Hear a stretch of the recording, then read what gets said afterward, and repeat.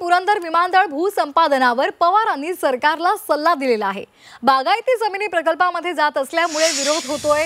बागायती जमिनी वाचवता आल्या तर पहा असं त्यांनी सरकारला सुचवलेलं आहे। सरकारने शेतकऱ्यांशी चर्चेतून तोडगा काढावा असाही सल्ला शरद पवार यांनी दिलेला आहे।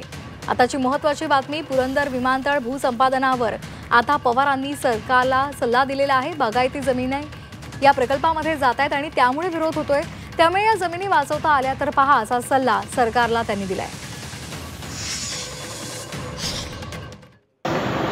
माझ्याकडे महाराष्ट्राची सत्ता असताना एक इरिगेशनची उद्दिष्टे त्या ठिकाणी राबवली, सिंचन योजना, आणि त्याच्यावर तिथं भाग वाढायचा। खासदार सुप्रियाताई आणि बाकीच्या भागाचे प्रमुख कार्यकर्ते यांच्या समेत मुख्यमंत्र्यांची बैठक बोलावली आणि याचं काहीतरी मार्ग काढता येईल का। शक्यतो हा जो समज बागायत क्षेत्र आहे ते वाचवणं शक्य आहे का, याचा एक आढावा घेतला जाईल।